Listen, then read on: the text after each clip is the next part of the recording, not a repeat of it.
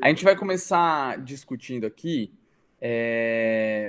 sobre um conceito geral de reabilitação de lesões no ombro em atletas, tá? E o que caracteriza uma lesão relacionada ao esporte? É qualquer condição clínica do indivíduo que incapacite com que ele compita, com que ele participe de uma competição ou com que ele participe normalmente das suas sessões de treinamento. Então, em qualquer momento que ocorra a incapacidade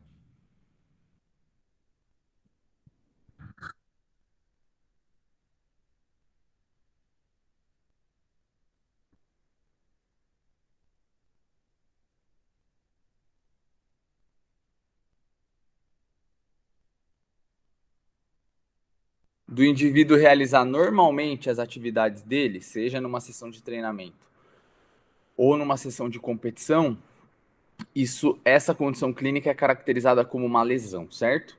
Aqui eu coloquei um vídeo para vocês de um paciente meu, Cris. Ele pratica levantamento de peso, já participou de alguns campeonatos aí nacionais, tudo. Vocês viram como é que ele treina, né? Um rockão pesado, esqueci de tirar o vídeo aqui. Mas só para exemplificar o que seria uma lesão relacionada ao esporte. Então, é uma lesão que incapacite com que esse indivíduo realize as suas atividades normalmente. E 83% dos atletas que se lesionam, eles retornam ao esporte, sendo que somente 65% destes retornam ao mesmo nível de competição. Então, uma das coisas que a gente vai mais discutir aqui não necessariamente é como fazer com que esses indivíduos retornem bem ao esporte, mas sim com que eles consigam desempenhar a performance como eles desempenhavam antes desta lesão acontecer, certo? E eu separei aqui alguns dados para que embasasse o que a gente vai discutir ao longo desse módulo, tá? Então, a maior parte das lesões relacionadas ao esporte, quando se fala de membro superior, elas acometem, elas têm relação com sobrecarga, né? Com a forma com que as cargas são administradas sobre o ombro ao longo do processo de treinamento. Então, normalmente, quando se lida com lesões relacionadas ao ombro no esporte, vocês vão lidar numa maior magnitude com lesões de sobrecarga. Então, as tendinopatias, as lesões degenerativas, né? E numa menor proporção com as lesões traumáticas, que também acontecem, como, por exemplo, a luxação de ombro, a luxação acromioclavicular, as fraturas em geral, que normalmente estão relacionados a um evento aí de alta energia e que no esporte acaba sendo menos comum. Lógico que vai depender um pouco do esporte com que você está lidando. Esportes de luta acaba acontecendo mais, ou esportes de contato como rugby, futebol americano e etc. também. Mas na maior parte do tempo a gente acaba lidando ali mais no dia a dia com lesões por sobrecarga. Então a gente vai discutir sobre esses dois tipos de patologias, né? As patologias relacionadas ao acúmulo de carga de treinamento, de competição, e as patologias relacionadas a, a traumas ou lesões um pouquinho mais graves, certo? Sendo que, de novo, essas lesões por sobrecarga elas tendem a ser mais comuns em alguns ambulatórios de fisioterapia que lidam com o esporte. E no entendimento dessas lesões por sobrecarga, a gente vai começar com elas aqui, depois a gente vai terminar falando sobre lesões traumáticas mais para o final da aula. Um indivíduo que tem maior chance de desenvolver essas lesões por acúmulo de carga de treinamento de competição, normalmente o que está acontecendo com ele, não importa se ele pratica handball, vôlei, rugby, etc., é que ele está sendo exposto a uma demanda maior do que a capacidade que esse indivíduo suporta, certo? Então, o que eu quero dizer com isso? Ele está treinando mais, ele está pegando mais peso na academia, ele está arremessando mais vezes, ele está cortando mais vezes, ele está correndo mais do que ele está adaptado para fazer. Então, a sua demanda, né, a demanda que está sendo exposta sobre esse indivíduo é maior do que a capacidade que ele tem de suportar essas cargas. Quando eu digo capacidade física, vocês devem entender como o indivíduo como um todo, certo? A capacidade que ele tem de gerar força, mobilidade, adaptação ao movimento em que ele está sendo exposto, né? Controle neuromuscular, as variáveis relacionadas ao comportamento, então se ele dorme bem, se ele come bem, se ele sabe se poupar de um treino quando ele está sentindo muito fadigado, se ele é um cara que treina todo dia como se não houvesse amanhã, tudo isso envolve o que a gente chama de capacidade que o indivíduo tem de suportar cargas e de lidar com esse processo de treinamento. E a demanda é qualquer exercício, qualquer tipo de atividade que seja administrada sobre ele. Então, quando o indivíduo está com essa balança aí de capacidade e demanda muito desequilibrada, a chance dele se lesionar aumenta demais. E a gente vai ter que, durante todo o tempo, na reabilitação de um indivíduo como esse, saber como administrar e manusear essa balança, certo? Sendo que quando o indivíduo se lesiona, o que a gente tem na cabeça? Pô, a melhor forma que a gente tem para eles cicatrizar ou melhorar, diminuir esses sintomas é fazer com que a demanda seja muito menor do que a capacidade que ele tem. O problema é que quando você faz isso com o atleta, você tira demais a carga que é administrada sobre ele, as demandas que estão agindo sobre ele, você faz com que as capacidades físicas dele involuam, com que elas caiam cada vez mais, porque a gente só consegue ficar cada vez mais capaz de suportar carga quando uma carga maior do que a capacidade que você tem é administrada sobre você. Então, diferente de outros tipos de reabilitação, de outros subgrupos que não são atletas, a gente vai tentar deixar esse atleta o mínimo em repouso possível para que nós não tenhamos aí um impacto muito grande em cima da capacidade física desses indivíduos. Sendo que quanto mais capaz o meu atleta for, principalmente no momento em que ele retornar às atividades esportivas, retornar ao seu processo de treinamento normalmente, menor vai ser a chance com que ele sofra uma recidiva ou com que ele se lesione de novo, né? Ficando com a balança daquela primeira forma que eu mostrei para vocês. Então, quanto mais alto for essa capacidade, a tendência é que ele lide melhor com a demanda. Então, a gente tem que tomar cuidado também, em alguns momentos da reabilitação, não fazer isso daqui, ó. Diminuir muito a administração de carga, deixar, por exemplo, ele em repouso alguns dias, porque a tendência é que esse indivíduo vá perder capacidade. Então, inicialmente, a partir do momento que você dá de cara com um atleta que está lesionado, que não está sendo capaz de suportar as cargas que precisam ser administradas sobre ele no processo de treinamento de competição, o que a gente tenta fazer é alinhar um pouco aí a demanda que está sendo imposta sobre ele com a capacidade que ele tem de suportá-la para que você evite aí recidivas, evite com que aconteça um processo de agudização sobre a lesão com que você está lidando.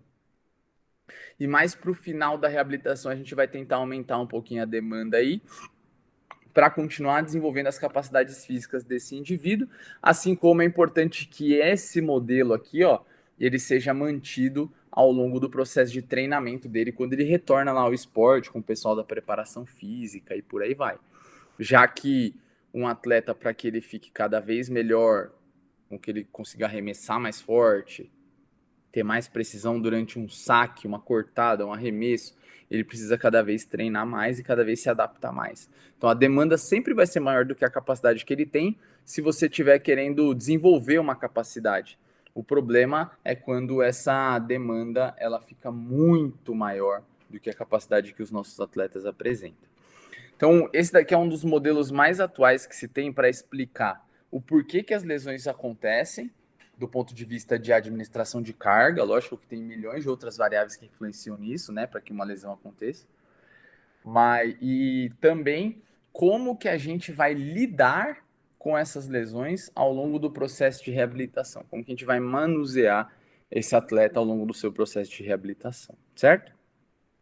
E essa visão, ela tem um pouco do que a gente chama de modelo de complexidade, né? E um dos artigos que eu acho que mais ilustram essa complexidade de fatores que podem influenciar para que uma lesão aconteça ou não, é esse artigo aqui de 2016, da British Journal Sports Medicine, onde esses autores aqui demonstraram o seguinte, que em jogadores de handball que apresentam discinese escapular do ombro, então apresentam um padrão de alteração de movimento aí da escápula, com certeza vocês já ouviram falar aí, né, de discinese escapular, associado a diminuição de força de rotadores externos do ombro, que no caso desse trabalho foi mensurado com um dinamômetro manual, não foi mensurado com isocinético aí, que eu estou fazendo aí com um goleiro, mas é só para ilustrar. Então, jogadores de handball que apresentam discinese escapular do ombro, diminuição de força de rotadores externos do ombro e diminuição de mobilidade de rotação total do ombro, rotação do ombro normal é 180 graus, né? 90 para rotação interna, 90 para rotação externa, total 180 graus. Quando você diminui essa amplitude de 180, quando você não consegue compor 180 graus, mesmo que você tenha um aumento de rotação externa, por exemplo, 110 graus de rotação externa e 70 graus de rotação interna, você manteve 180, mesmo que não é 90 a 90. Isso é considerado normal. Quando você tem um aumento, por exemplo, 120 graus de rotação externa e 40 graus de rotação interna, você não conseguiu completar 180 graus. Então, atletas de handball que apresentavam essa incapacidade de completar 180 graus na rotação total, discinese escapular do ombro e diminuição de força de rotadores externos do ombro, eles estavam mais expostos a se lesionar do que jogadores de handball que não apresentavam essas condições. Então, a primeira coisa que a gente vai entender aqui ao longo desse módulo, tanto para reabilitar, assim como para prevenir lesões do ombro no esporte, é que uma lesão ela não acontece só porque o seu atleta é fraco ou porque ele tem déficit de mobilidade ou porque ele tem um padrão de movimento alterado como a discinese escapular. Normalmente existe uma combinação de fatores, inclusive associados à forma com que a carga vai ser administrada sobre esse atleta, que vão fazer com que ele tenha mais chance de se lesionar ou não. Então, ao longo de todo o tempo, tem que ficar isso na sua cabeça. Tanto para reabilitar quanto para prevenir lesão, você precisa tentar triar ou entender e avaliar o máximo possível de fatores, o maior número possível de fatores que possam estar expondo o seu atleta a um maior risco. E olha que interessante, né? Nessa relação entre fatores de risco como padrão de movimento, força e mobilidade, o grupo de jogadores de handball que tinham essas condições combinadas, quando foi administrado o incremento de carga de uma semana para outra, o que é um incremento de carga? No caso desse trabalho aí, eles mensuraram carga através de horas em que eles ficavam jogando handball. É uma forma de você mensurar carga no esporte, né? Horas de exposição ao esporte. Então, quando essas horas em que o atleta ficava treinando, jogando handball, aumentava 20% de uma semana para outra, os atletas que apresentavam essas condições clínicas aqui, ó, eles aumentavam o risco de sofrer uma lesão no ombro. Quando comparados com atletas que sofriam o mesmo incremento de carga de 20% de uma semana para outra, só que não apresentavam essas condições. Então, para ficar mais claro para vocês, um jogador de handball jogou handball 10 horas numa semana. Na semana seguinte, ele jogou 12 horas. Somando tudo, treino, jogo, tudo, 12 horas. Ou seja, eu tive um incremento de 20% de uma semana para outra. Quando esse jogador não tem essas características combinadas, ele tem menos chance de lesionar o ombro do que os jogadores que sofreram esse mesmo incremento de 10 para 12 horas e que tinham essas três características combinadas. Então percebam que aquele quadradinho aqui que eu mostrei para vocês, ó, do indivíduo, que leva em consideração força, mobilidade, adaptação ao movimento, padrão de movimento, comportamento, ele vai estar o tempo todo ligado à forma com que a carga é administrada sobre ele, ou seja, essa balança aí de demanda e capacidade. Além disso, olha como a forma com que a carga é administrada também é muito importante. Quando esse incremento de carga foi de 60% de uma semana para outra, então ele jogava 10, na outra semana ele foi exposto a 16 horas de handball. Não importava se esse atleta tinha discinese, diminuição de força, de rotação do ombro e diminuição de mobilidade do ombro. Os dois grupos aumentaram a chance de se lesionar. Tanto o grupo que não tinha essas condições clínicas, essas alterações, assim como o grupo que apresentava essas alterações. Então, o tempo todo, a gente precisa, quando reabilita um atleta, entender sobre controle de carga de treinamento, ou como que as cargas devem ser expostas a ele, como elas devem evoluir, o que é seguro evoluir, como evoluir isso, e a gente vai discutir isso ao longo dessa aula. Assim como você precisa entender e triar todas as variáveis de condições físicas que podem fazer com que esse atleta não seja tão capaz de suportar esse incremento de carga e você precise evoluir mais devagar com ele. Por exemplo, aqui nesse mesmo trabalho, quando o incremento foi de 10% de uma semana para outra, então ele jogava 10 horas, na semana seguinte ele jogou 11 horas. Nenhum dos grupos, sejam os atletas que tinham essas condições ou os atletas que não apresentavam essas condições, eles aumentaram a chance de se lesionar. Então, mesmo quando um atleta tem alterações físicas que podem ser fatores que aumentam a probabilidade dele se lesionar, se a carga que vai ser administrada sobre ele for muito bem controlada e manuseada ao longo do processo, a chance dele se lesionar também não aumenta. Então a gente vai estar o tempo todo brigando com a carga e entendendo como evoluir essa carga, ao mesmo tempo em que a gente vai tentando aumentar a capacidade que os nossos atletas têm de suportar essas cargas, ganhando força, ganhando mobilidade, gerando adaptação de padrão motor dentro do movimento e por aí vai. Certo? Isso, né, quando a gente pensa em prevenção de lesões, mas e quando o meu atleta se lesiona? Então ele teve uma lesão ali no ombro, como que eu tenho que manusear essa carga, como que eu tenho que manusear esse processo? Então a primeira coisa, como eu falei para vocês, normalmente um atleta, quando ele se lesiona, ele está aqui ó, no teto de performance, na sua maior capacidade de suportar carga, está voando baixo, competindo. Ao longo do processo de reabilitação, a tendência é que você não consiga manter esse atleta em atividade, suportando toda essa carga aqui. Então, o que acontece? Essa capacidade de performance dele tende a cair para o que a gente chama de piso. Ela sai de um teto e cai para um piso. Se você deixar essa capacidade de performance do seu atleta cair demais, na hora que você tiver que fazer com que ele retorne ao esporte, você tem um abismo aqui, ó, gigantesco nesse incremento de carga. Sendo que se você não incrementar essa carga de uma forma gradual, a chance dele ter uma recidiva e se lesionar de novo é muito grande. Por quê? Lembra que eu mostrei lá demanda e capacidade? Um dos principais fatores de risco para lesões nos esportes não é treinar muito. Se o atleta tiver adaptado a treinar muito, ele não tem um aumento de chance de se lesionar. Pelo contrário, quanto mais capaz e adaptado àquela atividade ele tiver, menor é a chance dele se lesionar. O problema é quando você expõe ele a uma condição física que exija muito dele, muito rápido. Ou seja, o problema não é treinar muito, e sim treinar muito, muito rápido, que é o que a gente chama de spike, né? Ou um aumento brusco aí de volume ou intensidade de estímulo.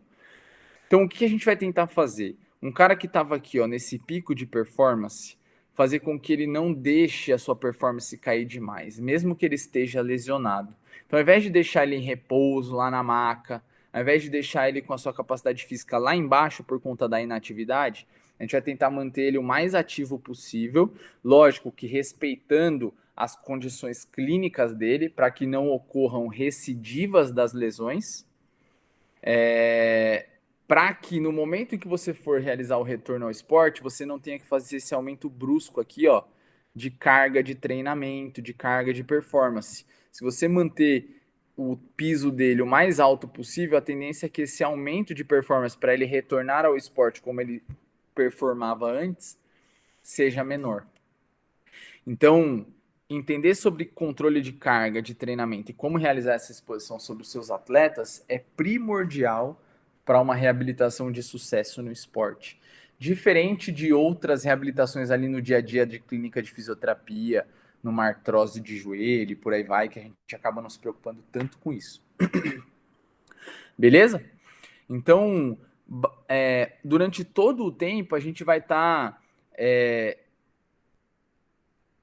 correlacionando ou controlando como que essa carga vai ser administrada sobre os nossos atletas, onde treinar muito é necessário para desenvolver as capacidades físicas, mas treinar muito precisa ser feito com inteligência, com controle. Se você não souber como progredir, você estoura ele.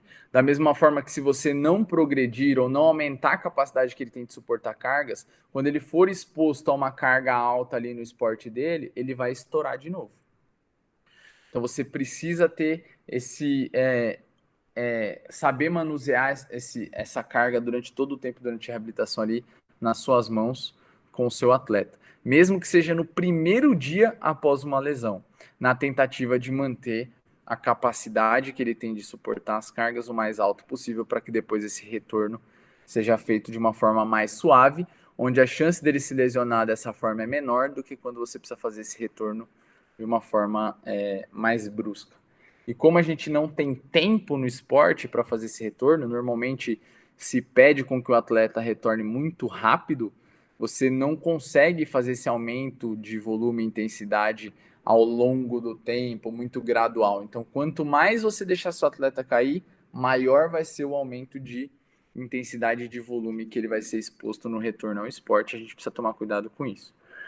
Um dos caras que mais falam sobre isso é esse autor aqui, ó, chamado de Tim Gabbett, ou Tim Gabet, algumas pessoas chamam de Gabet. Se vocês se interessarem por esse assunto, e é algo que, para trabalhar com esporte, eu sugiro que vocês estudem demais, procurem os trabalhos desse cara aqui, que são sensacionais, tá? Eu vou dar um exemplo aqui para vocês de como a gente mensura a carga externa ou controla essa exposição de carga num processo de reabilitação, tá? Imagina que o meu atleta é um jogador de handball lá, igual vocês viram, e ele está retornando ao esporte. Só que ele ainda tem alguns déficits de força, alguns padrões de movimento que eu não estou gostando, que eu quero melhorar bastante. E ele talvez não vai receber muito bem um incremento muito grande de carga, muito rápido de carga. O que o Gabbett traz como o ideal nesse incremento de carga, né? Esse aqui é um gráfico de chance de lesão por uma razão que ele chama de razão aguda e crônica. O que é razão aguda e crônica? É quando você divide o que o atleta vai fazer nessa semana de treinamento pelo que ele fez na semana passada. Então, agudo é essa semana, crônico é a semana passada. Então, nesse exemplo aqui, ó, um jogador de handball que treinou 6 horas na semana, né, que vai treinar 6 horas nessa semana aqui, os 6 horas fica em cima na conta. E um jogador de handball que treinou 5 horas na semana passada. Isso é carga crônica, que é o que ele fez, e isso é carga aguda, que é o que ele vai fazer. Quando eu divido o que ele vai fazer pelo que ele fez, vai dar um valor aqui de 1,2, que é o que a gente chama de média de trabalho, que é essa divisão entre a carga que ele vai fazer pela carga que ele fez na semana passada, aguda sobre a crônica. Quando essa média aqui, ó, fica entre 1,2, 1,3, 1,4, o Gabbett mostrou que ela fica dentro dessa zona verde aqui, ó, é uma zona de incremento de carga onde você está aumentando a capacidade do seu atleta, porque ele está treinando mais. Olha, ele treinou 5 horas, agora ele vai treinar 6. Então, eu estou aumentando a demanda que está sendo exposta sobre ele, automaticamente eu vou aumentar a capacidade lá na frente, no estímulo de adaptação, certo? Só que com menos chance dele se lesionar. Ó, a chance com que a lesão aconteça está lá embaixo aqui, ó. Quando comparado, por exemplo, se eu dobrar o treino dele, ele fez 5 horas e na semana seguinte ele vai fazer 10 horas. Dobrou. 2, ó. 10 dividido por 5 é igual a 2. Dobrou. Ó o 2 aqui, ó. Olha a chance que ele tem de se lesionar. Aumenta exponencialmente. Então, quanto mais rápido esse incremento de carga é realizado, maior é a probabilidade do seu atleta se lesionar. Então, qual que é aí um número mágico, que lógico, não existe um número mágico em reabilitação, mas uma forma da gente ir um pouco mais seguro com os nossos atletas, se a gente conseguir fazer isso, é você fazer um incremento aí de uma semana para outra de no máximo 1,4, certo? Então, 6 horas para 5 horas deu 1,2. Se eu fizer um incremento aí de 1,5, que é aqui, ó, ainda é aceitável, mas já começa a ser uma zona aí de atenção. Você está indo rápido demais e você precisa observar como que o seu atleta está respondendo a isso, certo? Então vocês falam, João, você fala que é para a gente manter o cara em atividade, beleza.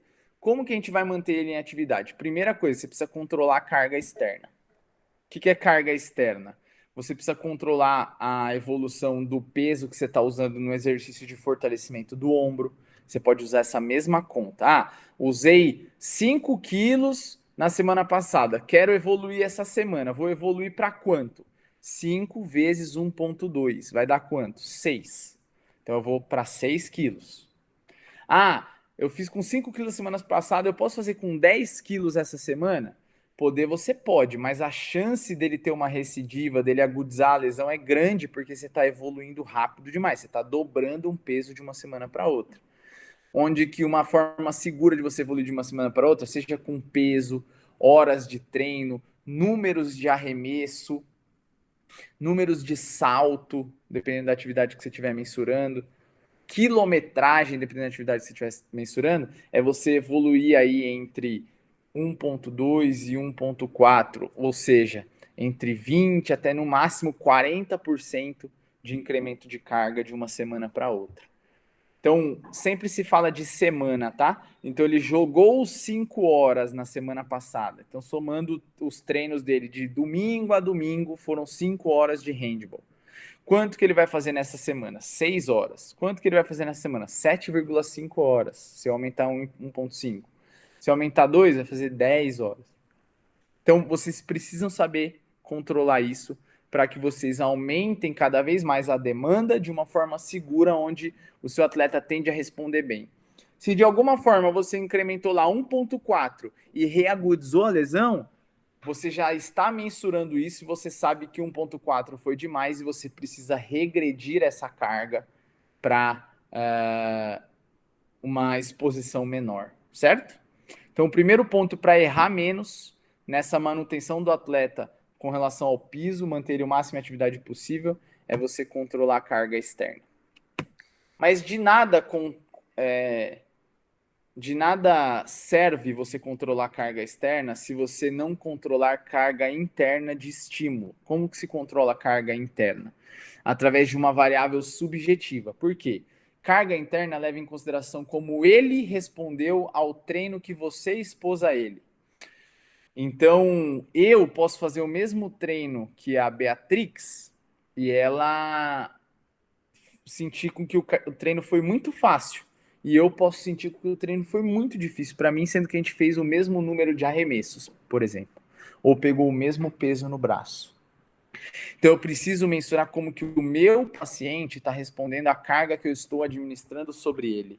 E a gente faz isso através de uma variável subjetiva que é chamada de PSE, percepção subjetiva de esforço, onde um esforço aí até 5 é considerado moderado, abaixo de 5, 3, 2 é considerado leve, acima de 5 é considerado forte, um estimular 9, 10 no PSE é considerado muito forte, muitíssimo forte. É parecido com a escala de dor, né? De 0 a 10. 0 é nada, 10 é pronto-socorro. No PSE, 0 é nada, 10 é tô morrendo. Foi a atividade mais difícil que eu já fiz até hoje. Cansei demais, eu tô muito cansado, eu tô podre, certo?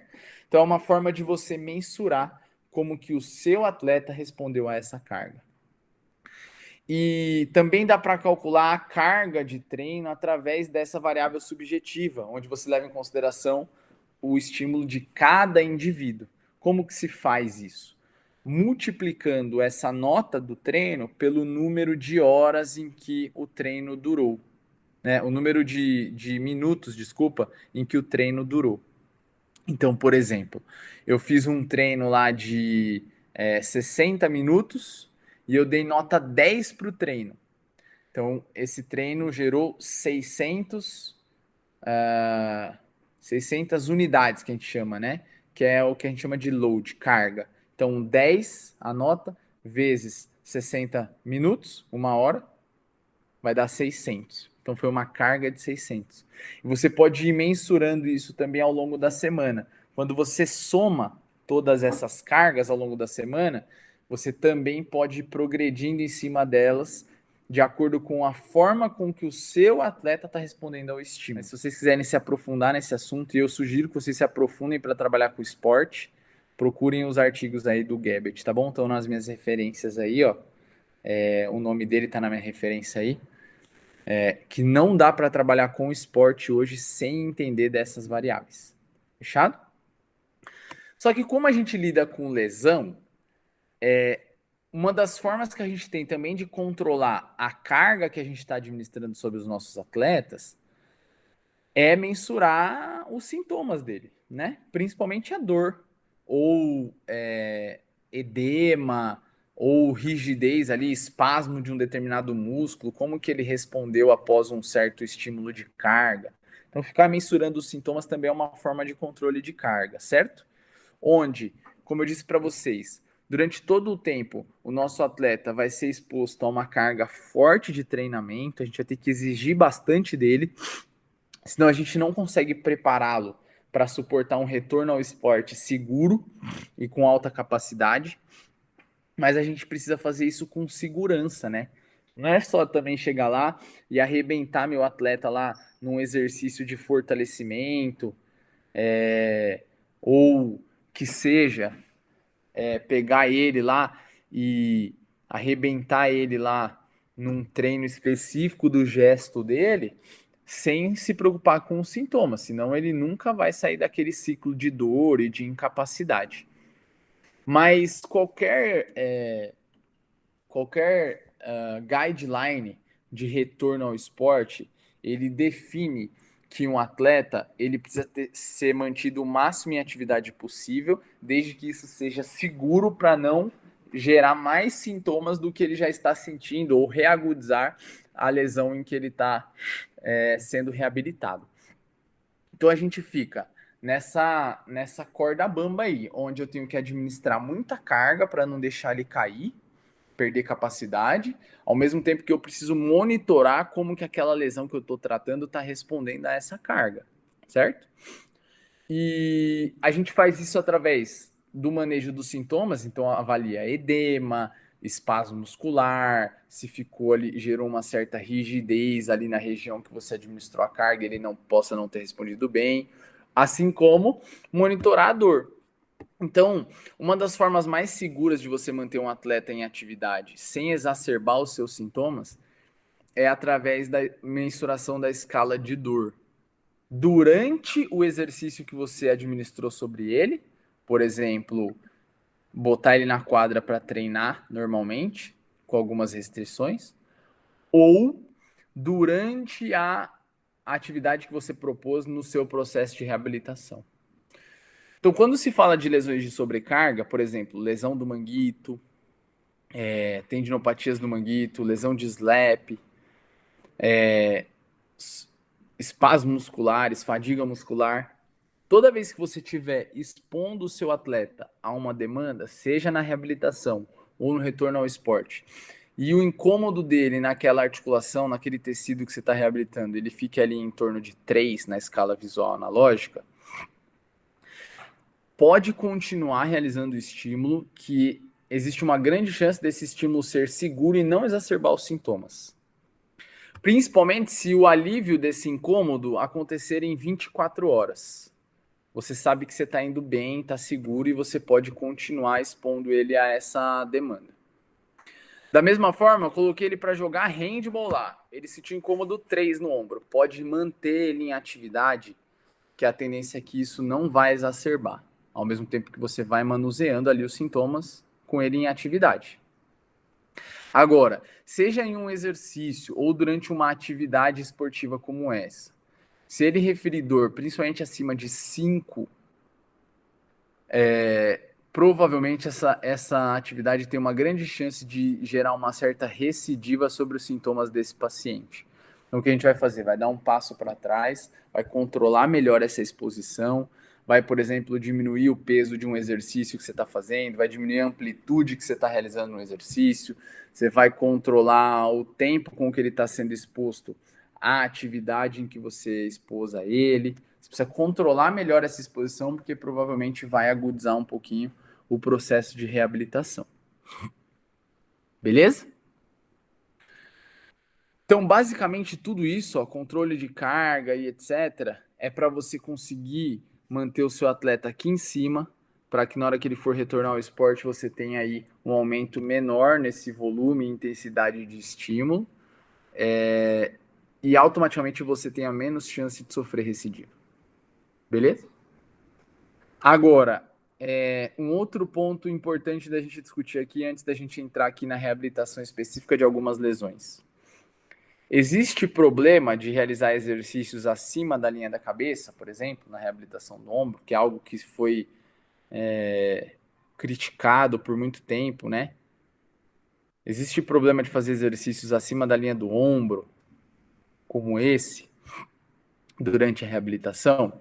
Quando se fala de atleta, ou paciente que não é atleta também, mas principalmente de atleta, não tem como você não realizar um exercício acima da linha da cabeça com um atleta, porque é isso que ele faz no esporte dele.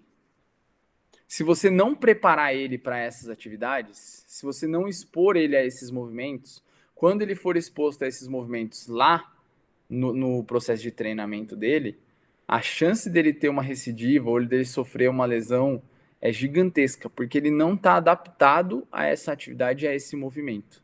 Então vocês não têm que ter receio nenhum, quando se fala de reabilitação do ombro, de realizar exercícios acima da linha da cabeça ou acima da linha do ombro, desde que seu atleta esteja preparado para isso, beleza?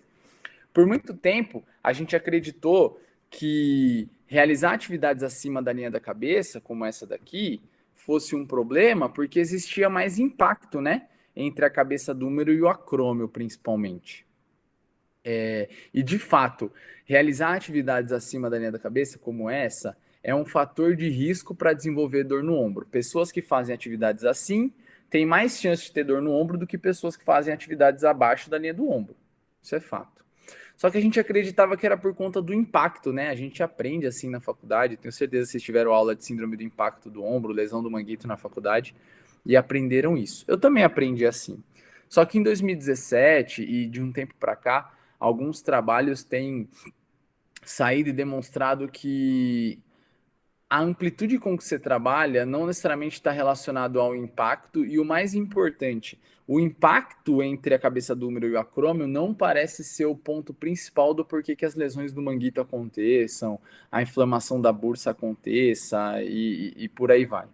Tanto é que tem um movimento aí na literatura de mudança do nome síndrome do impacto no ombro para dor no ombro relacionada ao manguito rotador. Porque alguns trabalhos vêm demonstrando que o problema não parece ser o impacto. O impacto realmente parece existir em algumas amplitudes em que a gente realiza alguns movimentos, ou seja, o que seria o impacto, né? O contato entre a cabeça do húmero e o acrômio em alguns momentos, principalmente comprimindo o tendão aqui do manguito. O mais famoso deles é o tendão do supra, que é um dos mais acometidos, mas isso não parece ser o ponto crucial do porquê que essas lesões do manguito acontecem e principalmente do porquê que os nossos pacientes sentem dor no ombro. Esse trabalho aqui de 2017, para mim, ele é o mais revolucionário de todos, da professora Paula Ludwig. Ela mudou muito a forma com que eu visualizo a reabilitação do ombro hoje, tá? O que ela demonstrou? Através de exames de imagem, ela observou em qual amplitude de elevação do braço, desde zero aqui, ó, até 150 graus de elevação, que existia maior proximidade entre os tendões do supraespinal, entre o tendão do supraespinal e o acrômio. Quanto mais perto essa linha tiver no zero aqui, ó, mais perto o tendão do supra está do acrômio. Quanto mais longe a linha tiver do zero, mais longe o tendão está do acrômio. O que ela mostrou? Em um movimento de elevação do braço, quando você está trabalhando entre 0 e 60 graus de elevação, amplitudes pequenas aqui, ó, abaixo da linha do ombro, você tem mais proximidade do tendão do supra do que quando você está com o braço aqui em cima, ó. Então, o que a gente acreditava, né, de ter lá o impacto em amplitudes maiores, por exemplo, nessa amplitude aqui, quando ele levanta o braço, na verdade, aqui, nessa amplitude que ele está trabalhando, tem menos impacto do que quando ele está com o braço próximo do corpo dele, por exemplo, como esse rapaz aqui, ó, tá com o braço aqui atrás, próximo do corpo. Então, o impacto no ombro, ele existe sim, principalmente em amplitudes menores, ó, tem alguns momentos que a linha até toca no zero aqui, ou seja, o tendão do supra encosta no acrômio, mas ele parece existir em amplitudes abaixo da linha do ombro. Em amplitudes acima da linha do ombro, ele é muito menor do que em amplitudes abaixo da linha do ombro. Só que a dor no ombro dos nossos atletas, normalmente ela acontece quando ele está com o braço aqui, cortando, arremessando, pegando alguma coisa para jogar para longe. Não quando ele está com o braço próximo do corpo, certo? Então, a gente parou de se preocupar com movimentos como esse, achando que estava rasgando tudo lá dentro do braço, que estava lesionando todos os tendões e por aí vai. E hoje o principal modelo que explica o porquê que um indivíduo que trabalha acima da linha da cabeça tem mais chance de ter dor no ombro é por conta da demanda que existe sobre o ombro e sobre os tendões que atuam nesses movimentos, sobre as estruturas que são sobrecarregadas e exigidas nesse movimento, do que do impacto em si. Então, aquela justificativa de não fazer um exercício acima da linha acima da linha do ombro por conta do impacto, ela não é mais uma realidade. Tanto é que a literatura tem até mudado a nomenclatura síndrome do impacto do ombro para a dor no ombro relacionada ao manguito rotador. Portanto, é possível sim realizar exercícios acima da linha do ombro, principalmente para adaptar o seu atleta a suportar atividades acima da linha do ombro, já que ele trabalha nessas amplitudes. Se você não realizar exercícios como esse, a chance dele ter uma recidiva ou dele se lesionar ou sentir mais dor no ombro, ela aumenta exponencialmente à medida que ele é exposto para movimentos que você não preparou ele para suportá-los. Beleza? Então, durante todo o tempo é isso. Adaptar o meu atleta para suportar cargas e amplitudes em que o esporte dele vai exigir. Se ele tem uma lesão ali, eu vou ter que poupar ele um pouco de algumas amplitudes, de algumas cargas, mas eu preciso poupar o mínimo possível para que eu não faça com que a capacidade dele vá lá para baixo. E eu vou tentar manter esse indivíduo o máximo em atividade possível. À medida que os sintomas forem se resolvendo, eu for conseguindo manusear melhor essas cargas, eu faço com que ele evolua ao longo do processo. Certo?